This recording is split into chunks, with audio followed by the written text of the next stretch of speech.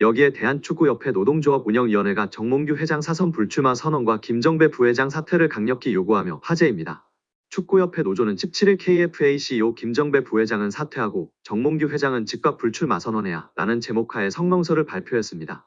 성명서에 따르면 축구협회는 지난해 3월 승부조작 비리 축구인 사면 파동 이후 위기 수습체계 하나로 문화체육관광부 차관 출신 김정배 부회장을 대한축구협회 실무 총책임자로 앉혔습니다. 김 부회장이 오면서 축구인 출신들이 원천적으로 배제됐습니다. 협회 조직에서 축구인 출신과 비출신 간의 견제와 균형이 무너졌고 각종 논란의 불씨가 됐습니다. 노조는 선임 당시에도 잘못된 결정은 정몽규 회장이 했는데 엉뚱하게 축구인 부회장 혹은 전무이사를 선임하지 않는 방식으로 조직을 개편하면서 논란이 일었다면서 주원이는 정 회장의 잘못된 결정인데 축구인들의 제19 감사기로 뒤집어 씌워 축구인들의 목소리를 아예 안 듣는 식으로 해법을 내놓은 것이라고 꼬집었습니다. 그러면서 김 부회장의 역할에 있어서도 사실상 허수아비였다는 것이 노조의 주장이 있습니다. 노조는 강도 높은 문제부 감사를 2달여 겪으면서 직원들은 한 목소리로 협회 내 컨트롤 타워가 없다고 아우성이었다면서 문제부 출신이니까 김정배 부회장이 키를 쥐고 어떻게 대응하고 후속 조치는 어떻게 해야 할지 등을 하지 않을까 하는 기대가 있었는데 놀랍도록 아무 역할이 없었다는 전언이라고 전했습니다. 이어 우리 협회를 향한 여론이 점점 악화되자 이번 감사 전부터도 본인은 곧 떠날 사람이나 남을 직원들이 잘 대응하라는 식으로 말했다고도 알려졌다며 오히려 문제부 차관 출신이라는 정관을 이용해 본인만 책임을 피하려는 행태에 우리 직원들은 큰 실망을 감출 수 없었다고 덧붙였습니다. 지난 7월 홍명보 감독 선임 과정에서도 김 부회장이 총책임자였다고 폭로했습니다. 노조는 이임생 총괄이사가 기술적으로야 주도했지만 세부 계약 조건 등은 김정배 부회장이 총책임자였는데 그 어느 보도에도 그의 이름 3글자는 찾아볼 수가 없었다며 이임생 기술이사가 협상 권한이 있다고 그의 등을 떠민 것도 바로 김정배 부회장으로 알려졌고 정 회장이 전력강화위원회를 다시 구성하자고 한 지시를 무시하고 문제없다고 밀어붙인 이도 그로 알려졌다고 알렸습니다. 아울러 그런 사람을 부회장에 앉힌 정몽규 회장의 인사 실패는 결코 가볍다 볼 수 없다며 김정배 부회장은 축구팬과 축구인들에게 석고대죄하고 즉각 사퇴하고 정몽규 회장의 불출마 선언이 한국 축구 정상화의 첫걸음임을 잊지 말아야 할 것이라고 강력 경고했습니다. 박문성 축구해설위원이 정몽규 대한축구협회 회장을 비판했습니다. 박 해설위원이 27일 MBC 라디오 뉴스 하이킥에 출연해 정 회장에게 직격탄을 날렸는데요. 박문성 축구해설위원이 정 회장이 자진해서 사퇴하지 않는 이유를 두고 정 회장 마음속에 들어가 보지 않는 이상은 알 수 없다. 하지만 축구협회 회장 자리는 매력적인 공간이다. 우리는 축구협회장 자리를 한국 축구의 수장 정도만 생각한다. 하지만 국제축구연맹 피파가 진행하는 월드컵을 포함한 모든 국제적인 행사에 축구협회장 자리로 가면 그 의전은 사실상 거의 대통령급에 해당한다고 말했습니다. 이어 유럽에 가면 축구협회 회장 아니면 축구팀의 구단주 이런 명함이 박혀있으면 활동하거나 비즈니스 하는데 매우 큰 도움이 된다고 밝혔습니다. 그러면서 지금까지 나왔던 많은 문제 이미 드러나 있다. 또 이번 현안 질의를 통해서 사실은 의혹이 해소되기는커녕 더 많이 부풀어졌다. 하나도 해명되지 않았다. 오히려 지금 의혹이 계속 더 추가로 나오고 있다. 특히 홍명보 한국축구대표팀 감독 선임의 절차와 과정에 모든 것들이 다 불공정했다는 이야기들이 이미 다 어느 정도 나왔다. 이제는 지금의 이 체제 그만 끝내는 것이 옳다고 전했습니다. 2005년 8월 22일 홍명보 당시 대한축구협회 이사는 파주 국가대표 트레이닝 센터에서 시작된 KFA 2급 지도자 강습회에 참가했습니다. 홍명보는 지도자 자격증이 없는 상태였는데요. 지도자를 할 생각이었다면 상급 지도자 자격증부터 따야 했습니다. 상급 지도자 자격증을 따면 유소년이나 초등학교 축구교실에서 지도자 생활을 할 수 있었습니다. 2급 지도자 자격증을 따려면 상급을 따고 2년이 지나야 했습니다. 하지만 홍명보에겐 예외 조항이 적용됐습니다. 협회는 국가대표팀에서 A매치 20경기 이상을 소화하거나 K리그 100경기 이상 출전한 경력자들에 한해서는 상급 지도자 자격증 없이 바로 2급 지도자 자격증을 딸 수 있게 했습니다. 2005년 9월 26일 협회는 딕 아드보카트 한국 축구 대표팀 신인 감독을 보좌할 코치 중 한 명으로 홍명보를 택했습니다. 지도자 자격증이라곤 전무했던 홍명보가 2급 지도자 자격증을 딴 지 3주 만이었습니다. 자격 논란이 불거졌습니다. 2급 지도자 자격증을 보유한 자는 중학교나 고등학교 팀만 지도할 수 있었는데요.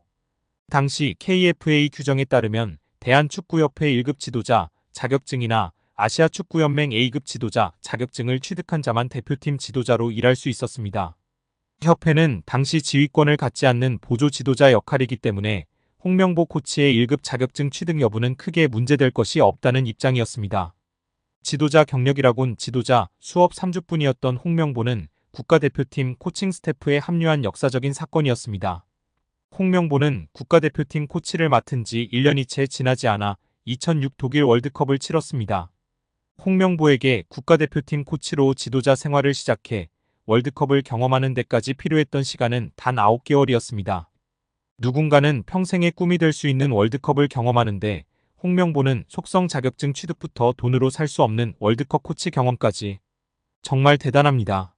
이후에도 홍명보는 탄탄대로였습니다. 홍명보는 2006 독일 월드컵 후에도 국가대표팀에 남았는데요.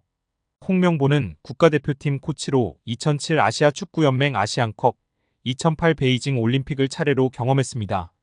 2006 독일 월드컵 16강 진출 실패, 2007 아시안컵 3위 및 음주 파문, 2008 베이징 올림픽 조별리그 탈락 등 대표팀은 실패를 거듭했지만 홍명보가 책임질 건 없었습니다. 홍명보는 2008 베이징 올림픽을 마친 후 감독 생활을 시작했습니다. 많은 축구 팬들이 알고 계신 것처럼 2010 광저우 아시안게임에서 한국은 한 수 아래로 평가받았던 UAE와의 준결승전에서 연장 접전 끝에 0대1로 졌습니다. 한국은 이 대회에서 3위에 머물며 홍명보의 경질이 예상되었습니다. 그러나 놀랍게도 홍명보는 경질되지 않았습니다. 아시안게임은 금메달이 아니면 의미가 없는 게 분명했고 지난 2002년 부산 아시안게임에서 3위를 한 박항서 감독이 경질되었던 사례가 있기에 명분은 차고도 넘쳤습니다. 그러나 협회는 홍명보를 경질하지 않았습니다. 심지어 2014년 브라질 월드컵에서는 본선 1승도 거두지 못하고 탈락했는데도 협회는 재신임을 발표했었습니다. 결국 여론의 반발이 점점 커지자 기자회견을 열어 자진 사퇴했었습니다. 이후 협회는 2017년 홍명보를 행정총괄 책임자인 전무이사로 내정했습니다. 당시 홍명보는 행정 경험이 전무했었습니다. 이렇게 협회와 홍명보는 아주 끈끈한 관계였으며 증명 없이도 임기를 보장받았었고 낙하산으로만 채용되었던 홍명보였습니다.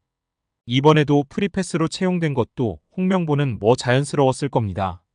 홍명보는 나를 버렸다. 이젠 대한민국 축구밖에 없다고 하며 대표팀 감독을 승낙했다고 밝혔었는데요. 홍명보가 버린 건 자신이 아닌 울산입니다. 울산은 3년 재계약을 맺은 지 1년도 지나지 않은 감독을 협회에 내어주면서 상처만 남겼습니다. 홍명보는 대표팀 감독으로 실력은 물론이거니와 도의 신의를 저버리는 인성도 문제가 있는 감독입니다. 속히 선임 취소 혹은 자진 사퇴만이 답입니다.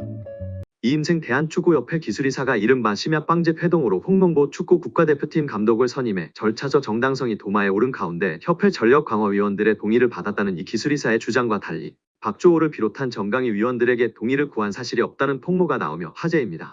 박문성 해설위원은 26일 자신의 유튜브 채널 달순의 라이브에 올린 청문회에서 박주호가 말하고 싶었던 진실이라는 영상을 통해 이 같은 내용이 담긴 정강위 제11차 회의록을 공개했습니다. 지난 6월 30일 비대면으로 열린 11차 회의 임시회의에는 박 전 위원을 포함한 정강위원 5명이 참석했습니다. 당시 감독 선임 작업을 이끌던 정혜성 전 전력강화위원장은 홍 감독과 다비드 바그너, 거스 포엣 감독 3명을 정몽규 축구협회장에게 추천한 뒤 돌연사임했습니다. 이어 이 기술이사가 감독 선임 과정을 이어받아 이날 회의를 진행했습니다. 회의록에 따르면 이 기술이사는 정 전 위원장이 최종 결정한 후보자 중 2명 포엣 바그너와 추가 심층 면접을 협회 이 기술이사에서 진행하고 면담 후 위원회에 그 내용을 공유해 최종 감독 선임 과정에 참여를 당부드린다고 말했습니다. 이에 한 정강위원은 진행 중인 내용을 투명하게 진행해 나가는 게 맞다고 생각한다면서 추후 그 진행 과정을 투명하게 공유해 주시기를 당부한다는 의견을 내놓았습니다. 또 다른 정강위원은 지금까지 그래왔듯 투명하게 면접을 진행한 것도 다른 위원들과 공유하고 의사결정을 진행한다면 문제없을 것이라고 밝혔습니다. 정강위는 이날 회의에서 정강위원장이 부재함에 따라 이 기술이사가 설명한 대로 현재까지 진행된 감독 선임 업무를 협회에서 투명한 절차로 후속 작업하는 것에 오늘 참여한 위원들 모두 동의함이라고 결론지었습니다. 회의록 내용을 종합하면 정강위원들은 이 이사가 감독 후보자와 심층 면접을 진행한 뒤 그 내용을 공유하고 감독을 최종 선임하는 과정에 참여하는 것에 동의한 것이라고 박 해설위원은 설명했습니다.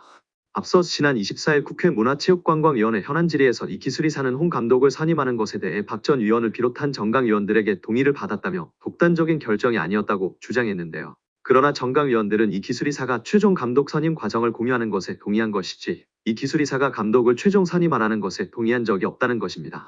박주호 전 위원은 지난 7월 자신의 유튜브 채널을 통해 감독 선임 절차의 문제를 폭로하는 과정에서 홍 감독이 내정됐다는 소식을 휴대전화로 접하고 놀라는 반응을 보였습니다. 이 역시 이 기술이사가 정강이와의 공의 없이 독단적으로 홍 감독을 내정하는 것을 예상하지 못했기 때문이라고 박 해설위원은 덧붙였습니다. 박 해설위원은 국회 현안 질의에서 정강 의원들이 어디까지 동의했는지를 놓고 의원들의 질타했었는데 박주호 전 의원이 몇 차례 발언 기회를 얻었지만 21차 회의의 내용을 언급하지 못했다면서 내가 중요한 포인트를 말하지 못했다고 아쉬워했다고 전했습니다. 결국 최종 감독 선임 과정을 공유하는 것에 동의한 것이지 이 기술이사가 감독을 최종 선임하라는 것에 동의한 적이 없다는 것입니다. 이마저도 최종 감독 후보는 포획과 박은하였습니다.